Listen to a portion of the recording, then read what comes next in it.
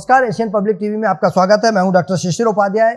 Asian public TV business news में हम सबसे पहले car company Maruti Suzuki India ने अपने लोकप्रिय मॉडल स्विफ्ट की कीमत 25,000 रुपये तक बढ़ा दी है। इसके अलावा स्पोर्ट्स यूटिलिटी वाहन SUV ग्रैंड विटारा के चुनिंदा मॉडल के दाम भी बढ़ाए गए हैं। मारुति सुजुकी ने शेयर बाजार को दी सूचना में कहा है कि स्विफ्ट की कीमत 25,000 रुपये तक बढ़ाई गई है। इसी तरह ग्रैंड विटारा के सिग्मा वेरिएंट की कीमत 19,000 रुपये तक बढ़ा दी गई है। कंपनी की वेबसाइट पर उपलब्ध आंकड़ों के अनुसार अब स्विफ्ट का मूल्य 5,99,000 रुपये से 8,79,000 रुपये तक हो गया है। वहीं ग्रैंड विटारा के सिग्मा वेरिएंट की कीमत 10,08,000 रुपये हो गई है। कंपनी ने कहा है कि नई कीमतें 10 अप्रैल 2024 से प्रभावी हो गई हैं। साथ ही मारुति सुजुकी कई कारों पर डिस्काउंट भी ऑफर कर रही है।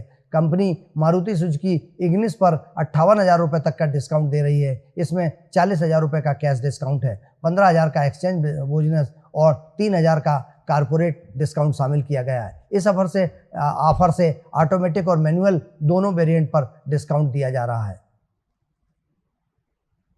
भारतीय विमानन सेक्टर की दिग्गज कंपनी इंडिगो एयरलाइंस ने इतिहास रच दिया है। अब इंडिगो एयरलाइंस दुनिया की तीसरी सबसे बड़ी एयरलाइंस बन गई है। उसने मार्केट कैप के सामने साउथ वेस्ट एयरलाइंस को पीछे छोड़ दिया है। इंडिगो एयरलाइंस का मार्केट कैप अब 17.6 अरब डॉलर हो चुका है। साउथ वेस्ट एयरलाइंस का मार्केट कैप 17.3 अरब डॉलर का हो गया है। फिलहाल डेटा एयरलाइंस 3,004 अरब डॉलर के मार्केट कैप के साथ दुनिया में पहले नंबर पर और रायन एयर 26.5 अरब डॉलर मार्केट कैप के साथ दुनिया की दूसरी सबसे बड़ी एयरलाइंस है।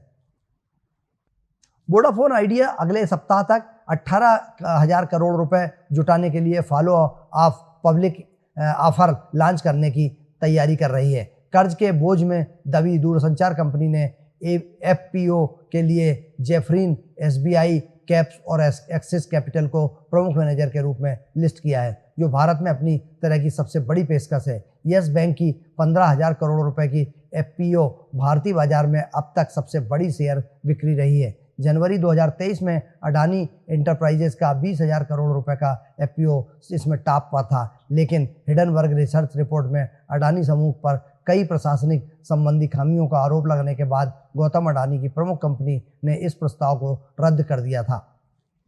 सप्ताह के आखिरी दिन घरेलू शेयर बाजार भारतीय रिजर्व बैंक RBI के लाभांश की वजह से मिल रहे लाभ को बरकरार न रख सका। छठे चरण के मतदान से पहले कारोबार के आखिर में बाजार के दोनों सूचकांक सेंसेक्स, निफ्टी ऑल टाइम को खो दिया है। कारोबार के आखिर में बॉम्बे स्टॉक एक्सचेंज का प्रमुख संवेदी सूचकांक सेंसेक्स 7.65 अंक यानी 0.01% गिरकर 75.410.39 अंक पर बंद हुआ है। वहीं नेशनल स्टॉक एक्सचेंज का निफ्टी 10.55 अंक पर तथा 0.05% गिरकर 22.957.10 अंक पर बंद हुआ है। हालांकि घरेलू शेयर बाजार के कारोबार की शुरुआत में BSE की प्रमुख संवेदी सूचकांक सेंसेक्स शुरुआती कारोबार में 75.525.48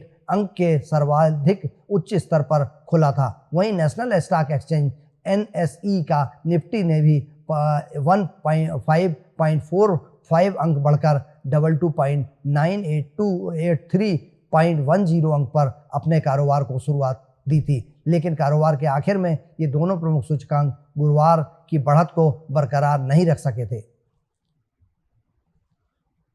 सुजलान एनर्जी का एकीकृत नेट प्रॉफिट चालू वित्त वर्ष की अप्रैल-मई तिमाही में 96% बढ़कर 101 करोड़ रुपए रह गया है। निवेशकों के समक्ष कंपनी के प्रस्तुतिकरण से यह जानकारी मिली है कि कंपनी ने एक साल पहले की समान तिमाही में 2.433 करोड़ रुपए का एकीकृत नेट फिक्सिंग प्रॉफिट अर्जित किया था। चालू वित्त वर्ष की वजह से तिमाही में कंपनी का शुद्ध राजस्व भी एक साल पहले 1.378 करोड़ रुपए से घटकर 1.348 करोड़ रुपए रह गया है। सुजलान ग्रुप के उपाध्यक्ष गिरीश तांती ने बताया बयान में कहा है कि देश अपनी अर्थव्यवस्था को कार्बन मुक्त करने के लिए तैयार है। हम इस हरित ऊर्जा बदलाव के लिए कॉर्पोरेट जगत की ओर उत्साह से देख रहे हैं।